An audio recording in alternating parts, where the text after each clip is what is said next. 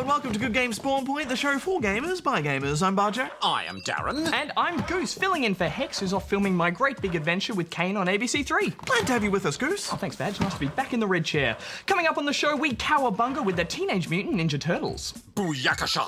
Booyakasha indeed, Darren. Booyakasha. Or a cowabunga, really. Amazing skills. And we'll check out a puzzle platformer with infographics in Metrico.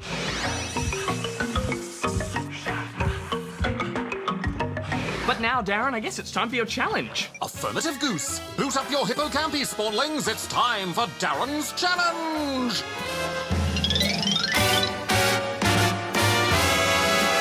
This week, I'm asking you, what is the full name of Sonic's best friend, Tails? Answer at the end of the show. A good question, Darren, but what exactly is a hippocampus? I'm glad you asked, Bajo. The hippocampi are the two regions of the brain responsible for the consolidation of long and short-term memory and spatial navigation. He'll be a while, Goose. Why don't you go read the news? It's probably a good idea. And it's located under the cerebral cortex. Alright, Goose here with all the gaming news from around the world. Minecraft has been recreated in Trials Fusion. Using Trials Fusion's custom map creator, 16-year-old Pneumatic Bog 484 has made a functioning version of Minecraft complete with procedurally generated levels, mining, and the freedom to craft a cozy home. While it's not quite as feature-rich as Minecraft, it's certainly an impressive and shiny tribute. An exciting announcement from the Pokemon universe has revealed that the Pokemon series will be moving into unexplored territory. For the very first time, Pokemon is going to be a Street Fighter-style fighting game. Unfortunately, this is currently only planned as an arcade release in Japan, but if it proves popular, it may just find its way to Australian shores. And finally, an American man has 3D printed a concrete castle for his backyard. Architect Andrei Rudenko used a custom-built 3D printer to create the regal structure layer by layer, a process which took 2 years to complete. Rudenko hopes that his efforts will pave the way for a new era of architecture, in which full-scale homes or customised emergency shelters could be quickly and cheaply constructed. And that's all the news for this week. Back to me in the studio. Oh. Well, thank you for the news, Goose. Oh, you're welcome. Excellent news this week. But now it's time for the most fearsome foursome. Turtle power!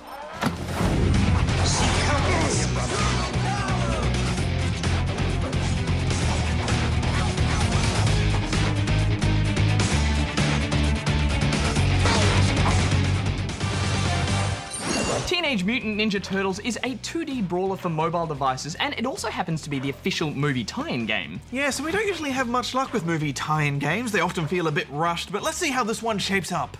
Once you've selected your turtle, it's time to hit the streets and unleash your ninja skills on any nearby foes. And, as you'd expect, completing each level unlocks the next one. I was surprised at how short these levels were, but at least they have a nice progression to them. The difficulty will gradually increase, so you'll want to upgrade your turtles accordingly. To attack your enemies with your selected turtle, you swipe either up, down, left, or right. Each direction has a different move, and I thought the animations for these attacks were all pretty great. You can also counter the enemy's attacks. This is done by tapping the screen whenever electricity appears above their heads. Tap to counter. I did have a couple of issues initiating the counter moves, Darren. Sometimes I was sure I timed it perfectly, but the enemy would still get his attack off anyway. Yeah, I had a few problems with it too, and although I liked the look of the combat, it did feel pretty repetitive. Each level was more of the same, so I found myself spamming swipes in all directions because they all had the same outcome. Agreed, I got bored with the combat pretty quickly too. I also thought the enemy design lacked a bit of variety as well. Although there were different enemies, their attacks were just too similar, but I did like those Turtle Power QuickTime events, which changed the gameplay up a little. Turtle power!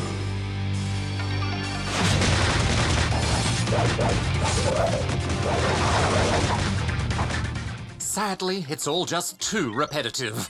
Repetition alert! Repetition alert! Yeah, calm down. Oh, well, I think the biggest problem with this game is actually its pricing, because not only is it more expensive than most other mobile games, but you don't really get that much bang for your buck. Yeah, and to top it all off, there are some really steep in-app purchases. There are options to unlock all training, weapons, levels, and even unlock all the combos. And each individual purchase of an unlock costs more than the game itself. Outrageous! Yes, I know, Darren, and the outrage doesn't stop there. On top of that, it also has the option to purchase coins and gems to be used in the game. It just feels like this Teenage Mutant Ninja Turtles game is a cash grab movie tie-in. Agreed. We should probably wrap this up. What are you giving it, Badge? I'm very disappointed. We're such huge fans of Ninja Turtles, so it's really hard to play this game and not just feel sad. I'm giving it 5 out of 10.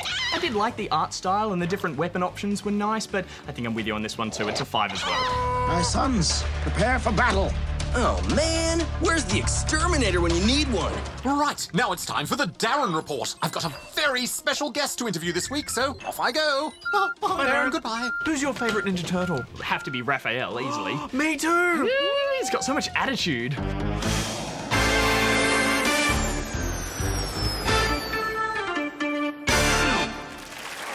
Hello, and welcome to the Darren Report. Today we have a very special guest. Ladies and gentlemen, boys and girls, please put your hands together for Mr. John Day! Thank you very much. Oh, they love you, they love you. Oh. Now, before we begin, we must scan you for noobishness. Purely a formality, of course. Now, please hold perfectly still. This might tingle. Charging my noob scanner! Scanning for noobishness! Scan complete. You're completely noobite free. Good. How did you get started in games development? Well, you know, I've played video games for most of my life and always was very passionate about them.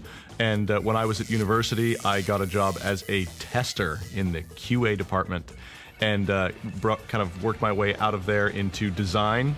And it turns out I'm a terrible designer, and so I now work as a producer in production management, which I really enjoy. What does a producer do? So as a producer, we take the game, we sort of divvy up different pieces of it and try to build the teams and manage the development of the piece of the game.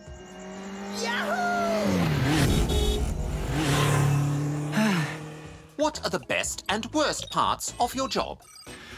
Some of the best parts are just the very interesting properties we get to work with. You know, I've been a Marvel fan my entire life, and to be able to work on a Marvel game has really been a spectacular experience. That's one of the very best parts of the job.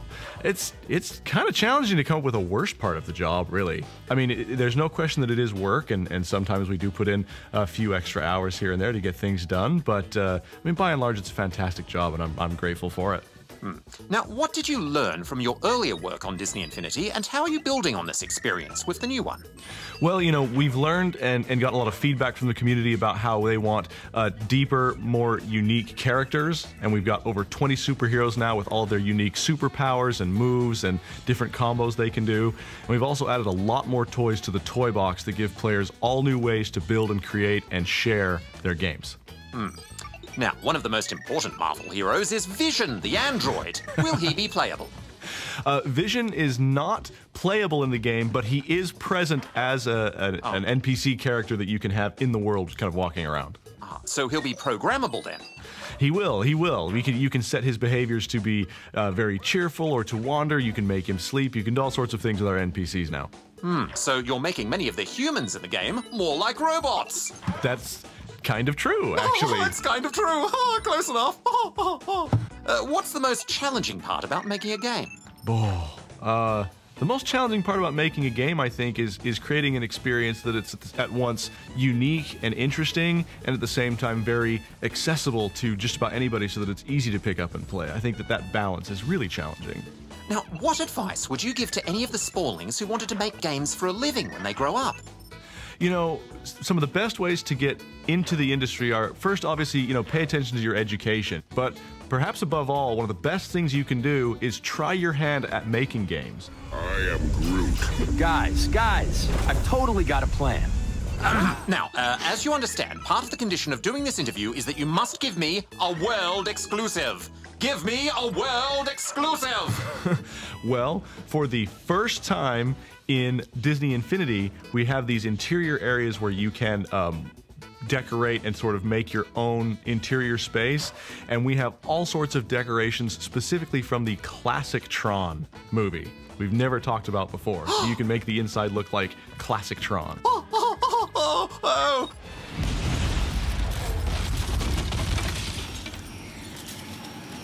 See? This is why we can't have nice things. Thank you very much for your time here today. If you like, I could give you a lift back to America with my teleporter. That sounds fantastic. Now, hold perfectly still. There may be some momentary discomfort. Charging my teleporter! And he's gone. And that's a wrap for the Darren Report. Thanks for that, Darren. Okay, time to answer some questions. And this week, we have an actual letter here. Whoa, a real papyrus piece of material. I've heard about these things, Goose. I hear that some strange person delivers them to our homes in a van. Yeah, it's just a letter. And mystical, that's the mysterious. postman you're thinking of. Anyway, it's from Gemma, who's from somewhere, which is probably in Australia. Ancient artifact from the olden days. Dear Good Game SP, I would like to ask a couple of questions about some games that may or may not be coming out, and some random other questions. 1. Will there be some new Club Penguin games coming out? 2. Can we please get a glimpse of the new Yoshi game coming out? It is called Yoshi Epic Yarn. 3. I was wondering if we could get a glimpse of the new game called Super Smash Bros. Brawl for the Wii U. 4. In the English version, is Birdo a boy or a girl? I hope that you will answer my interesting questions. From Gemma. P.S. Do you know that Good Game SP, that if you flip PS around, it spells SP? It is a bit difficult for me to understand as well. PPS, is Polybius real? Well, thanks for that letter, Gemma, and may I say you have some excellent handwriting there. It's much neater than mine. Yes, mine too. Some excellent pen personship there. Indeed. Well, to answer your question, a new Club Penguin game called Club Penguin Sled Racer just came out for iOS, but other than that, we don't know of any others in development at the moment. But we'll be sure to keep an eye out for you. And yes, of course you can have a glimpse of the new Yoshi game. Roll the tape, Carrie!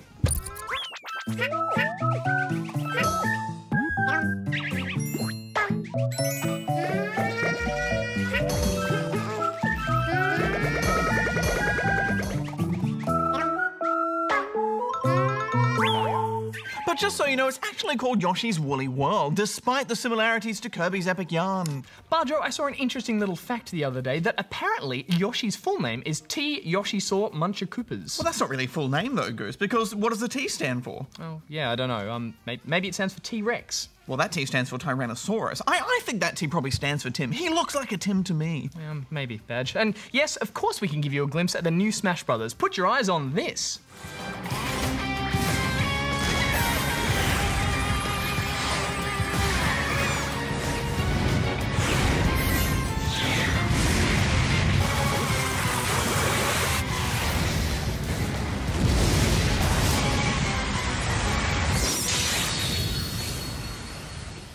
Also, that's not going to be called Super Smash Bros. Brawl, just so you know. That was the title of the Wii version. The new one is simply going to be called Super Smash Bros. For Wii U, while the 3DS version will be... Let me guess, Goose, let me guess.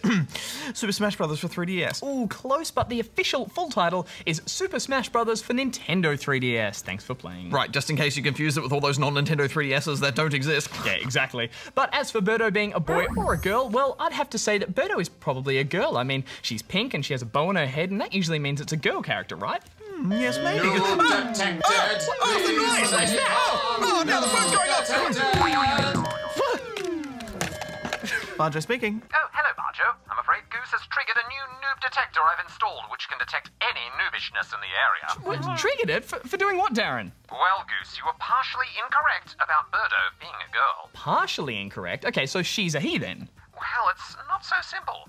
Birdo first appeared in Super Mario Bros. 2 and was called Ostro there, not to be confused with a different ostrich-like creature called Birdos, which the Shy Guys rode around on. Anyway, the original manual for Super Mario Bros. 2 clearly refers to Birdo, or Ostro, as a he. However, it adds that he believes that he is a girl and would rather be called Birdetta. So he's a boy then? Not exactly. In Mario Tennis, Nintendo clearly refers to Birdo as a she and hints that she was the actual girlfriend of Yoshi. Ah, yes, good old Tim. Tim.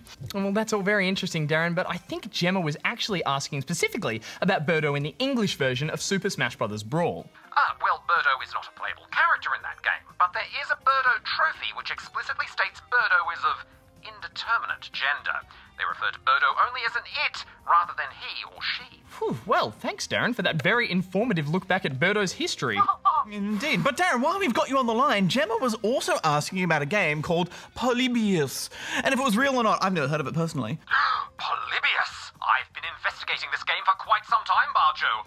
Redirecting broadcast signal to my top secret office in 3... Wait, what? Redirecting signal to this can't be good. Don't you hack us, bad robot, do you hack us?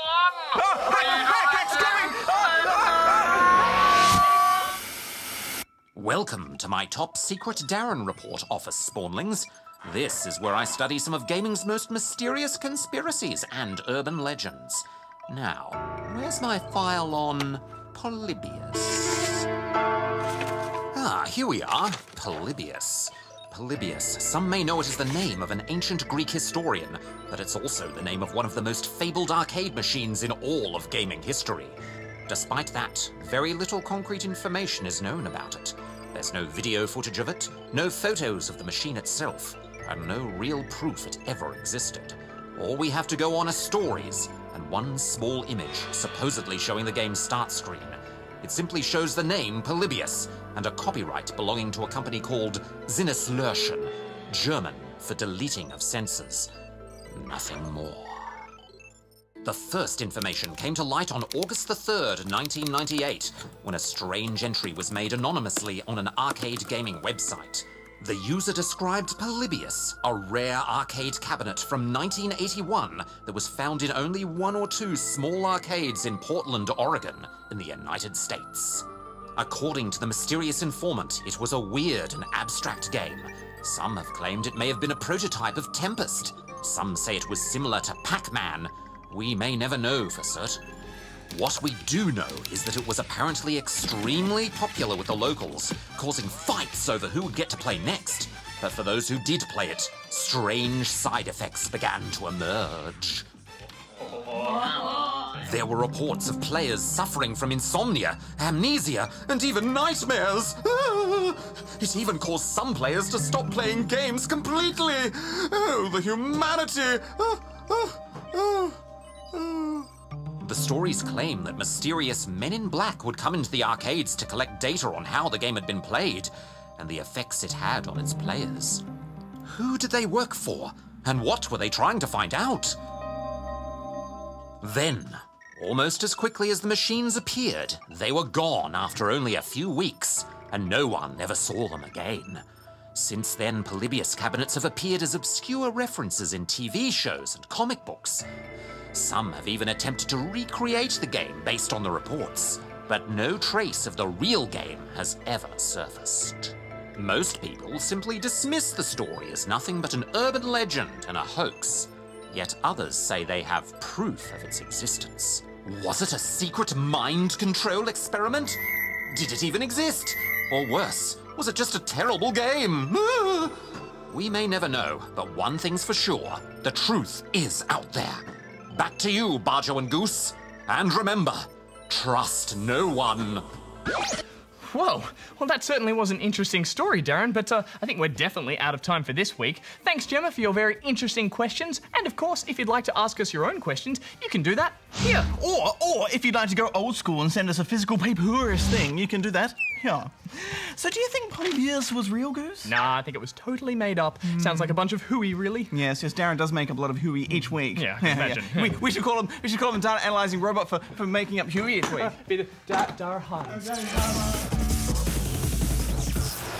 Great questions. All right, guys, well, it's been a while since we reviewed something on the Vita, so we were more than happy when Metrico came around.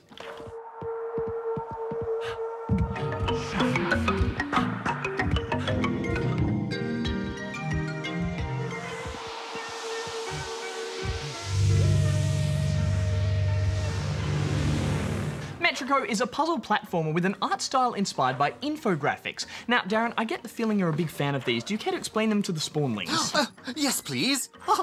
Infographics are delightful graphical representations of information displayed visually through bar charts, graphs, and pie charts. They allow humans to absorb information much faster and retain it for longer. Thanks for that, Darren. You see, the human brain processes images much faster than text and numbers. In fact, around 50% of the human brain is involved in visual processing. Yeah, thank you, Darren. Did you know that the average human consumes an average of 100,500 words a day, which translates to roughly 34 gigabytes of data? Thank you, Darren.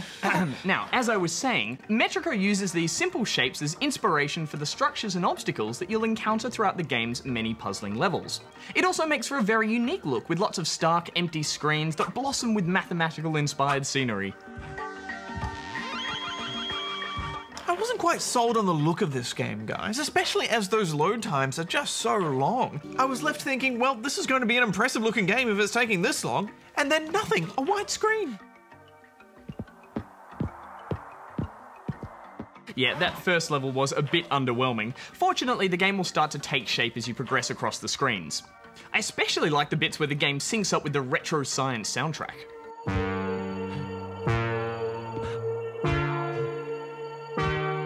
This minimalist art style does help focus your attention on the game's most important feature, its unique platforming mechanics. You see, elements in each level will react differently to your actions. Platforms will slide up and down, or left and right, in response to where and how you move your character. The objective of the game is to navigate through multiple puzzles to reach the end goal, with each screen adding more obstacles that all have their own unique set of rules. And with only a few on-screen instructions to introduce the basic controls, you'll be using a lot of trial and error.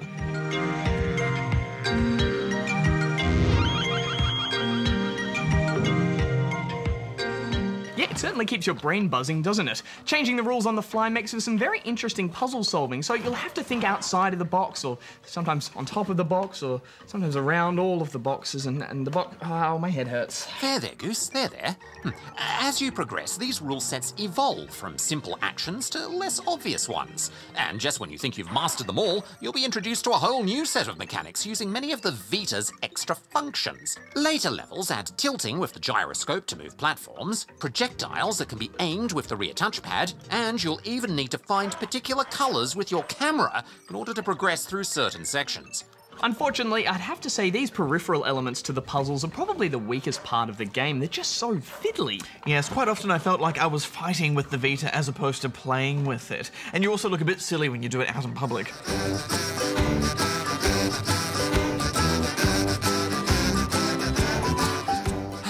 It just seems like the developers were more interested in using every part of the device rather than thinking about the practicality of the controls. Yes, I think this is a very clever game, but you don't feel very clever when you solve the puzzles. And some of those later levels will definitely stump many spawnlings and grown-ups, but for the wrong reasons. But we should wrap this up. What are you going to give it, Goose? I think there are some nice ideas here, but the game's just a bit too complex for its own good. Maybe a hint of a story or some dialogue would have been nice, but in the end I just wasn't having that much fun, so I'm giving it a 6. Yes, I didn't have a great time. I'm giving it 5 out of 10. Well, sadly, that's all the time we have for the show this week. But you know what that means? It's time to reveal the answer to my challenge! Earlier on in the show, I asked you what was the full name of Sonic's best friend, Tails. The answer is... miles per hour! It's a play on miles per hour, which references the super speed of Sonic himself. Miles is a fox with 2 tails, hence the nickname Tails. Oh, thanks for that, Darren. Next week on the show, we take a look at Civilization Revolution 2.